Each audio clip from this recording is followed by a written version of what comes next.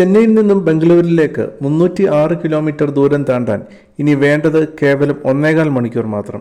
രണ്ട് നഗരങ്ങളെ ബന്ധിപ്പിച്ചുള്ള അതിവേഗ റെയിൽപാത യാഥാർത്ഥ്യമാക്കാൻ ഇനി അധിക നാളുകൾ വേണ്ട.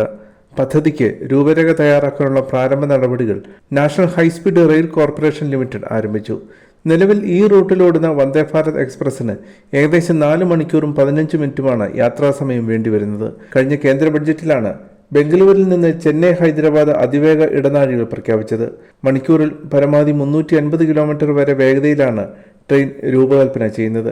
കേന്ദ്ര ബജറ്റിൽ പ്രഖ്യാപിച്ച 7 പുതിയ അതിവേഗ ഇടനാഴികളിലൊന്നാണ് ചെന്നൈ ബംഗളൂരു ഇടനാഴി. അതിവേഗ പാതയിൽ ആകെ 7 സ്റ്റേഷനുകളാണ് വിഭാവനം ചെയ്തിരിക്കുന്നത്.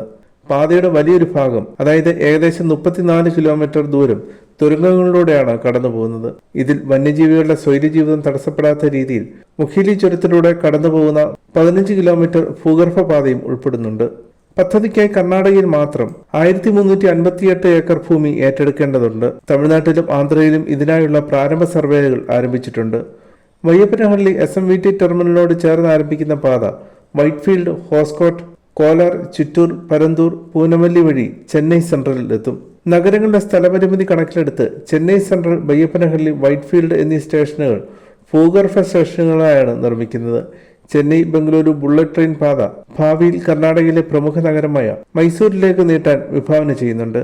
ചെന്നൈ ബംഗളൂരു മൈസൂർ ഇടനാഴിക്ക് മൊത്തം 463 കിലോമീറ്റർ ദൈർഘ്യമുണ്ടാകും.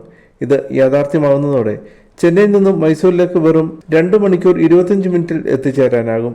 ഈ പദ്ധതിക്കായി പൂനമല്ലി, കോടിഹള്ളി എന്നീ സ്ഥലങ്ങളിൽ ട്രെയിനുകളുടെ അറ്റകുറ്റപ്പണികൾക്കായുള്ള പ്രധാന മെയിൻ്റനൻസ് ഡിപ്പോകൾ നിർമ്മിക്കും. ജപ്പാനിലെ വിഖ്യാതമായ ഷിൻകാൻസൻ ബുള്ളറ്റ് ട്രെയിൻ സാങ്കേതികവിദ്യയാണ് ഈ പാത രൂപകൽപ്പന ചെയ്യുന്നതിനായി നാഷണൽ ഹൈസ്പീഡ് റെയിൽ കോർപ്പറേഷൻ മാതൃകയാക്കുന്നത്. കേന്ദ്ര സർക്കാർ ഈ പദ്ധതിക്ക് അംഗീകാരം നൽകുകയും സിവിൽ നിർമ്മാണ പ്രവർത്തനങ്ങളുടെ ഡിസൈൻ തയ്യാറാക്കുന്നതിനുള്ള ഡിസൈൻ കൺസൾട്ടൻസി ടെൻഡറുകൾ ക്ഷണിക്കുകയും ചെയ്തിട്ടുണ്ട്. 2035ഓടെ ഈ പാത പൂർണ്ണമായും സജ്ജമാകുമെന്നാണ് പ്രതീക്ഷിക്കുന്നത്.